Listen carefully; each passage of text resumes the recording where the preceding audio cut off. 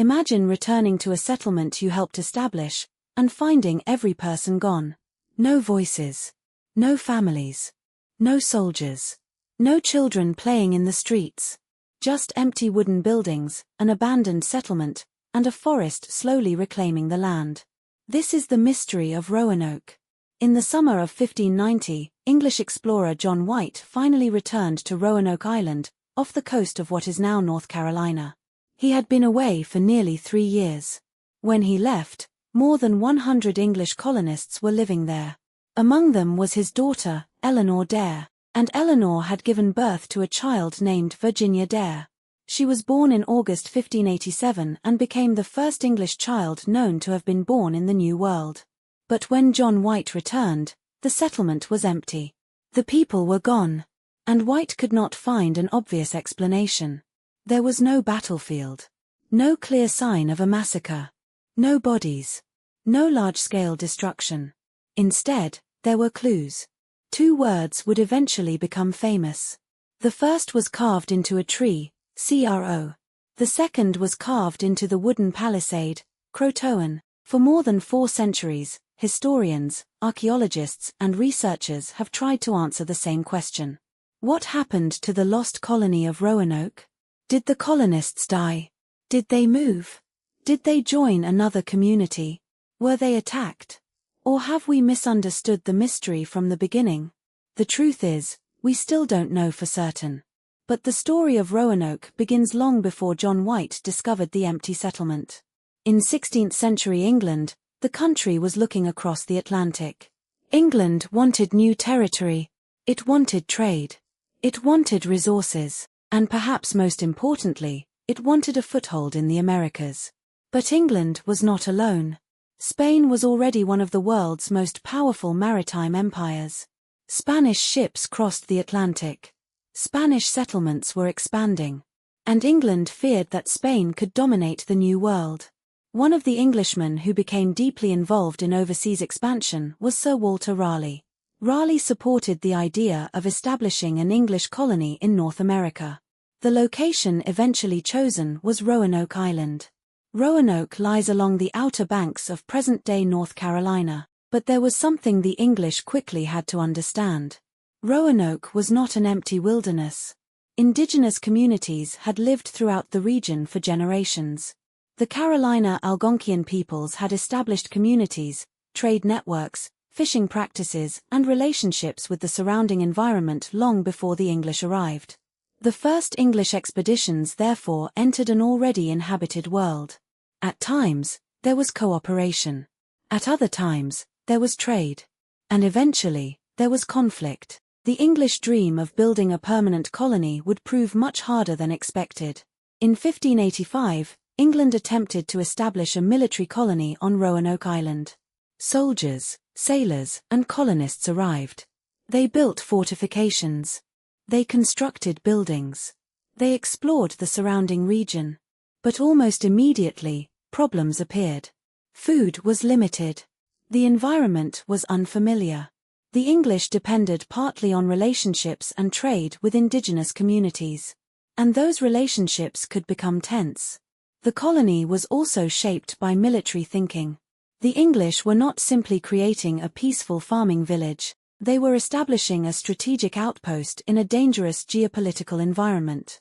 Supplies from England were essential. Without regular resupply, survival would become increasingly difficult. Eventually, the situation deteriorated. The first major English settlement on Roanoke was abandoned. The surviving colonists left the island. For a moment, it appeared that the English experiment had failed. But England was not ready to give up. The next attempt would be different. This time, the English would try to establish a permanent community. And this time, families would come. In 1587, John White led a new expedition to North America. This was not simply a military expedition. Families were coming. Women were coming. Children were coming.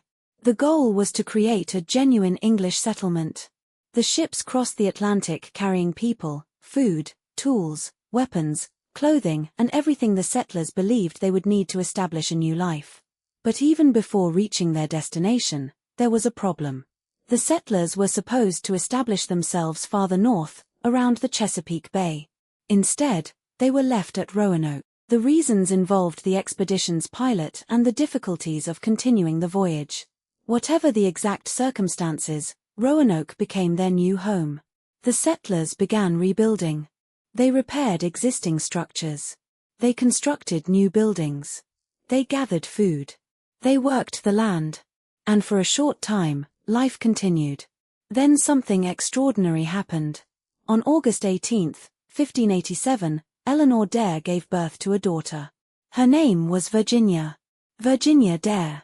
Her birth was significant because she became the first English child known to have been born in the Americas. For the colonists, the birth represented hope. They were no longer simply explorers passing through. They were beginning families. They were beginning generations. But the colony had a serious problem. It needed supplies. The settlers were struggling. Food supplies were limited. The environment was difficult. And the colony was far from England. John White faced a painful decision. Someone had to return to England. Someone had to bring back supplies. Someone had to convince England to continue supporting the settlement.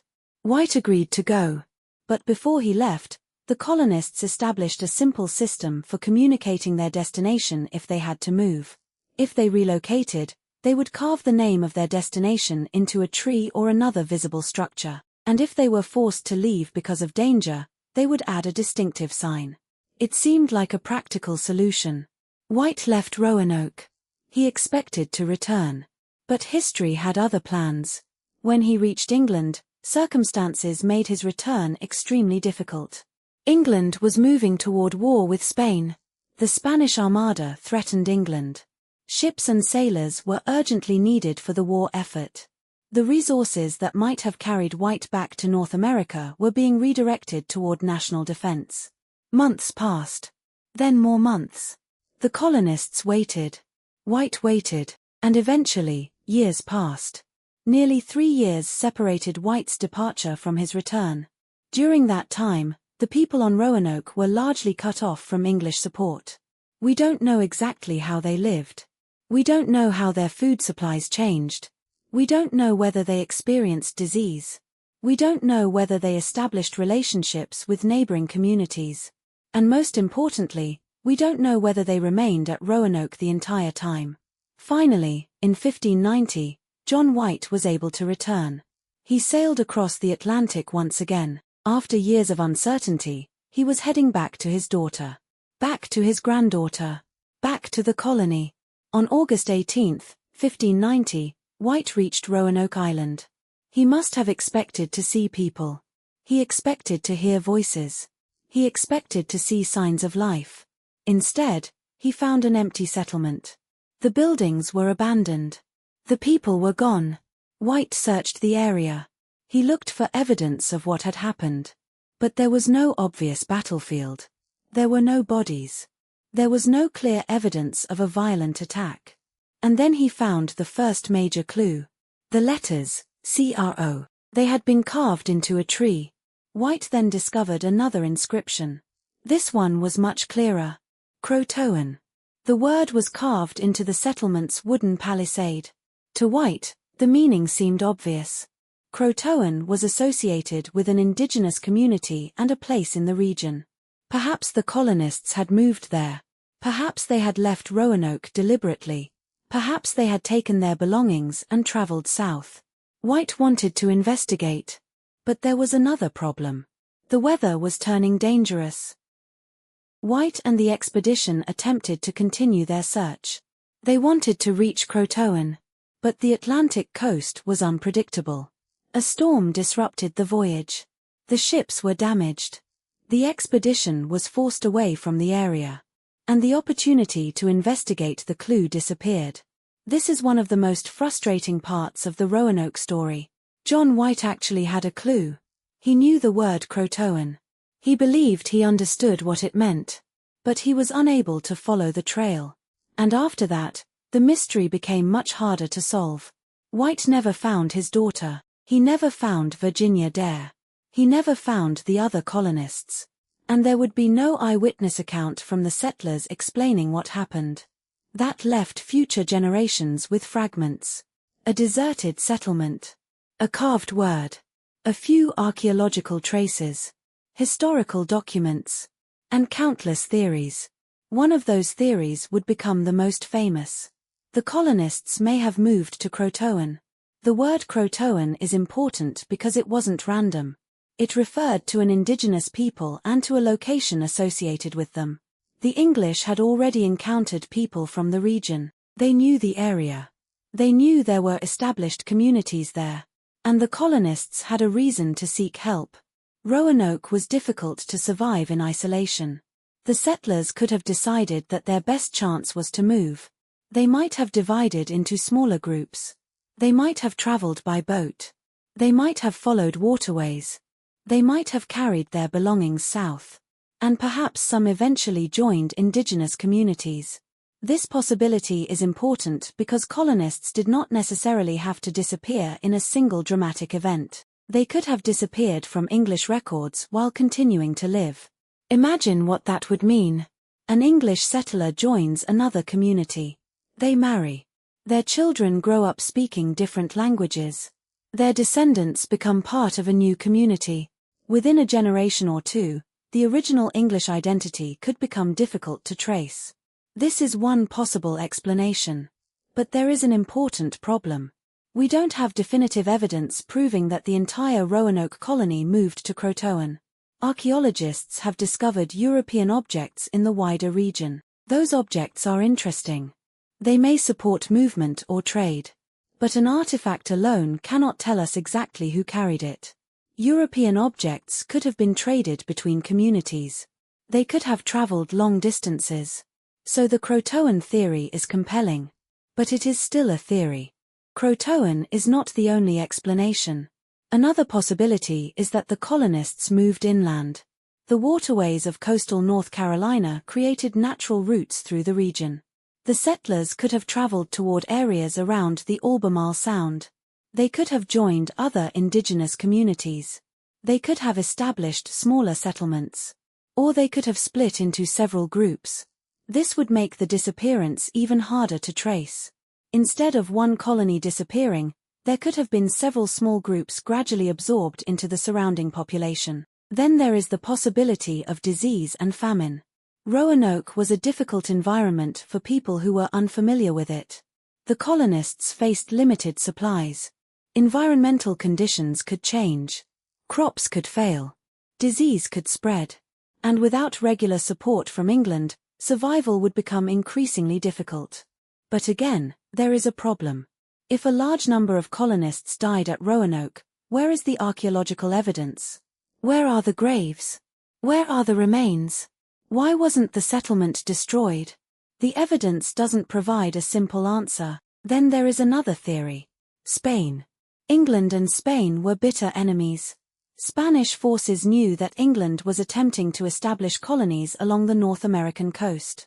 Could Spain have attacked Roanoke? It is possible in theory. But there is little evidence of a Spanish attack destroying the settlement. John White did not return to a burned battlefield. The buildings were not obviously destroyed. And there was no clear Spanish military evidence. Then there are natural disasters.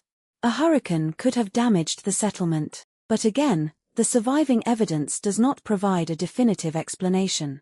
The more we investigate, the more complicated the mystery becomes. Perhaps the strangest possibility is that the colonists did survive, but disappeared from history. Think about what happens when a small group joins a larger community. At first, they may remember where they came from. They may remember England. They may remember Roanoke. They may tell their children stories about the Atlantic crossing. But generations change everything. Languages change. Names change. Clothing changes. Traditions change. People marry into other communities. Children grow up with different identities. After decades, the original colony might no longer exist as a recognizable English settlement. The people themselves could still have descendants. But historians would have difficulty proving who they were. This possibility turns the mystery upside down. Maybe the lost colony wasn't lost at all. Maybe its people simply became part of another history. There are stories and later traditions claiming that Europeans were encountered living among indigenous communities. Some historical accounts have been interpreted as possible evidence, but these accounts are not enough to provide a definitive identification of the Roanoke colonists. And that is the problem that has followed researchers for centuries. Almost every clue has another possible explanation. Almost every theory has a weakness. And no single theory explains all the evidence. More than 400 years have passed since John White returned to Roanoke. The landscape has changed. Forests have grown. Coastlines have shifted. Storms have reshaped the outer banks. Rivers and waterways have changed. And archaeological evidence has been buried beneath centuries of soil. Yet researchers continue looking. Every excavation can potentially reveal another clue. A piece of pottery. A tool. A structure. A burial. A fragment of European material.